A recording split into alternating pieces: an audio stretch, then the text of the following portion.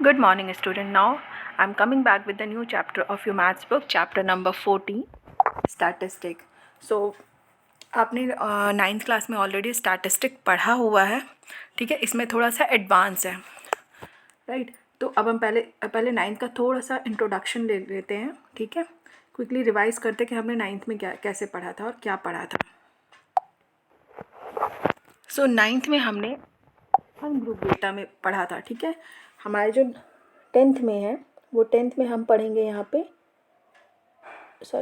Group data, okay. और जो हम नाइन्थ में पढ़ के आए थे वो पढ़े थे हम अनग्रुप डेटा, ओके. सो पहले अनग्रुप में देख लेते हैं कैसे था, right. So mean of ungroup data, okay. So mean का जो फॉर्मूला था sum of all the observation upon number of observation, okay. मतलब हमारे पास ऑब्जर्वेशंस थी, एक एग्जांपल लिया है हमने यहाँ पे. हमारे पास ऑब्जर्वेशंस गिवन होते थे, सपोज जैसे ये देखो 20, 10, 30, 50, 30, ये ऑब्जर्वेशंस है, ठीक है. जब इसका मीन निकालना था हमें तो सारे ऑब्जर्वेशंस को ऐड करने के बाद अपॉन नंबर ऑफ ऑब्जर्वेशन कितने होते हैं वो लिखना था. तो ये मैंने सॉल्व कर दिया, तो ₹28, ठीक है. नाउ तो यहाँ पे मीन तो आप सबको पता है कि मीन हमने अनग्रुप डेटा में कैसे पढ़ा था. और जो टेंथ में हम पढ़ेंगे वो पढ़ेंगे हम मीन ऑफ ग्रुप डेटा. इसमें मीन्स हमको क्लास इंटरवल्स ये सब चीज़ें बना करके करना है, ठीक है. Now moving to the median. Median में होता है सेंटर वैल्यू. आप सबको पता है कि जो उसमें बीच की वैल्यू होती है उसको लेना होता है. तो हमने फर्स्ट वाला एग्जांपल ही लिया है 20, 10, 30, 50 और 30. तो इसमें हमें क्या करना होता है, फर्स्ट ऑफ ऑल उसको अरेंज करते हैं हम असेंडिंग ऑर्डर में, छोटे से बड़े उसमें अरेंज करेंगे 10, 20, 30, 30 एंड 50, ठीक है. अब यहाँ पे आपको 5 वैल्यूज़ दी हुई हैं, 5 ऑब्जर्वेशन है, तो आप सबको दिख रहा है यहाँ पे कि जो इसकी मिड वैल्यू होगी वो 30 होगी, ठीक है.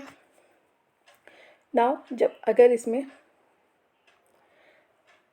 ये ऑड के केस में होगा, जब इवन का केस होगा तो इवन के केस में हमने एक 8 आगे कर लिया, ठीक है. तो 8, 10, 20, 30, 30 and 50.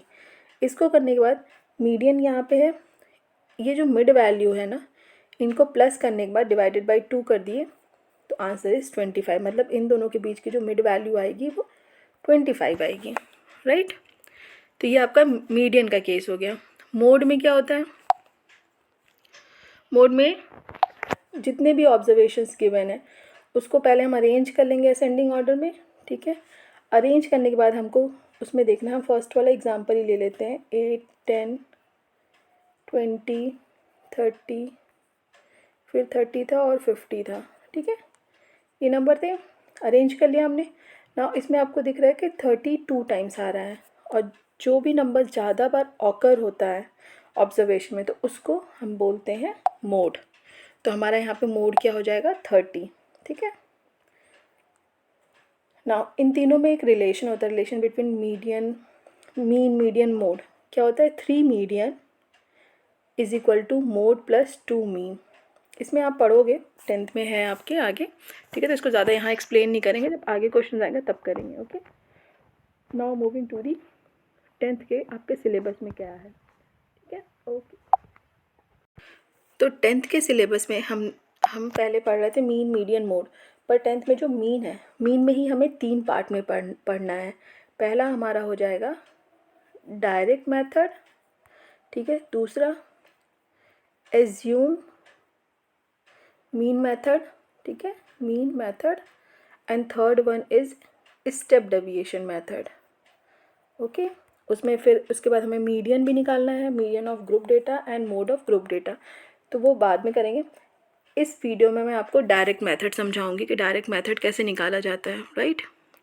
So let's take an example आपके बुक का ही लेते हैं, ओके. फर्स्ट एग्जाम्पल जो बुक का है यहाँ पे देखिए आप. The mark obtain by 30 student class 10th of a certain school in a mathematics paper consisting of 100 marks are presented in a table below. Find the marks obtained by the students, ठीक है.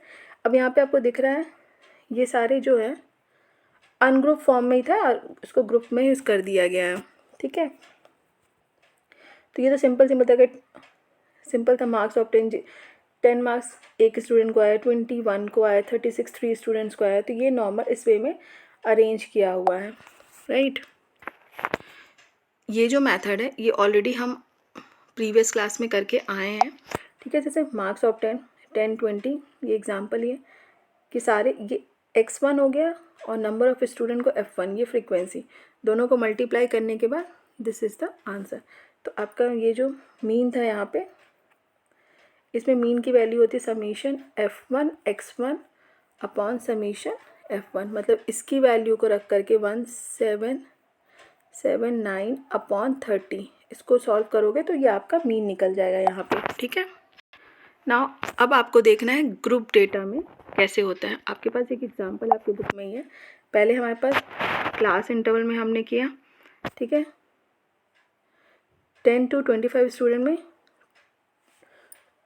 2 लोगों को, 2 students को, number of students यहाँ पे 2 हैं। जो first वाला एग्जांपल ही था आपका, उसी को ये क्लास इंटरवल में बनाया गया है, राइट। सो यहाँ पे क्या किया गया, 10 to 25 के बीच में कितने स्टूडेंट्स आए यहाँ पे, 2 स्टूडेंट्स, 25 to 40 के बीच में 3 स्टूडेंट, 45 to 57, इस वे में अरेंज कर लिया गया। मतलब जो यहाँ पे जो इंटरवल लिया गया है ये देखिए, now for each class interval we required a point which would serve as a representative of the whole class, मतलब होल क्लास को रिप्रेजेंट किया गया है क्लास इंटरवल के फॉर्म में। It is assume that the frequency of each class interval is the center around its midpoint. So the midpoint or the class mark of each class can be chosen to represent the observation of falling in the class. Recall that the midpoint of the class or its class mark by finding the average of its upper and the lower limit. जो ये आपका 10 है यहाँ पे, वो आपकी lower limit कहलाएगी, ये आपकी अपर लिमिट, और 25 आपकी लोअर लिमिट, ठीक है। तो क्लास मार्क्स मतलब क्लास इंटरवल निकालने के लिए अपर लिमिट ये फॉर्मूला होता है। तो ये फॉर्मूला आपको लर्न करना है, upper class limit plus lower class limit upon 2, ठीक है। इसको सॉल्व करने के बाद देखो, जैसे यहाँ पे 17.5 आया आपका, राइट। जो मैंने आपको पीछे समझाया था यहाँ पे क्लास इंटरवल ये सिंपल, तो मतलब आपको क्लास मार्क्स निकालना आना चाहिए कि ठीक है, upper limit plus lower limit upon 2, upper limit plus lower limit upon 2, ये फॉर्मूला है। अब यहाँ पे आपको सारी वैल्यूज़ गिवन थी, जो फ्रीक्वेंसीज मैंने बताई थी, नंबर ऑफ स्टूडेंट f1 ये हो गया 2 3। ना क्लास मार्क यहाँ पे दिया हुआ है 17.5, जो हमने क्लास निकाला था अभी क्लास मार्क्स, तो 17.5 32.5 ये सारी वैल्यूज़ आपको इसके साथ सबके साथ करें। जैसे फर्स्ट का आपने किया था 10 + 25/2, तो आपकी वैल्यू आई 17.5। दूसरे की वैल्यू है 25 + 40/2, इसकी वैल्यू आई 32.5। अब सबकी वैल्यूज़ कैलकुलेट करके यहाँ पे लिखोगे और वो आपका हो जाएगा क्लास मार्क। नाउ अब यहाँ पे जो क्लास मार्क उसको x1 रिप्रेजेंट किया गया है, ठीक है। तो f1 x1 इसको मतलब इसको और इसको मल्टीप्लाई करके ये वैल्यू आई 35.0, ठीक है। 3 × 32.5 को मल्टीप्लाई किया तो ये आया। इन दोनों का जब मल्टीप्लाई करने के बाद सारी वैल्यूज़ आई, उनको हमने ऐड किया है समीशन f1। ये जो ये साइन है ना, ये समीशन का होता है, इट मीन्स कि इन सारी वैल्यूज़ को प्लस करना है। तो summation f1 x1 is equal to ये आपका है 1860.0। अब इसका आपको सिंपल फार्मूला लगाना है, ये मीन, ये डायरेक्ट मेथड है एक्चुअल में। डायरेक्ट मेथड में ये होता है summation f1 x1 upon summation f1। तो समीशन ये आपका 1860/30, ठीक है, 30 आया। नौ इसकी वैल्यू यहाँ पे देखिए आप, answer is 62। This method of finding the mean is known as a direct method. तो डायरेक्ट मेथड में आपको ऐसे ही निकालना है, पहले आपके पास वैल्यूज़ गिवन होंगी, आपको क्लास इंटरवल बनाना है, ठीक है। चाहे वो 10 के फॉर्म में हो, जैसे 10 से 20 के फॉर्म में ले सकते थे हम, 20 से 30 के फॉर्म में, 30 to 40 के फॉर्म में, वो डिपेंड करता है आपके कि आप किस फॉर्म में ले रहे हैं। ये ऑलरेडी गिवन भी होता है क्लास इंटरवल। नाउ फ्रीक्वेंसीज़ होंगी, नंबर ऑफ यही फ्रीक्वेंसीज़ हो गई। फिर जब आप क्लास मार्क निकालोगे, जो फॉर्मूला है क्लास मार्क का बताया मैंने, upper limit plus lower limit upon 2, ठीक है। ये इस फॉर्मूले से आप क्लास मार्क निकालोगे और फिर क्या होगा, दोनों मल्टीप्लाई करोगे आप f1 x1, और फिर जो डायरेक्ट मेथड का फॉर्मूला है वो फॉर्मूला ये है। ये फॉर्मूला आपको याद करना पड़ेगा, summation f1 x1 upon summation f1। Summation का मतलब सम करना होता है, ठीक है।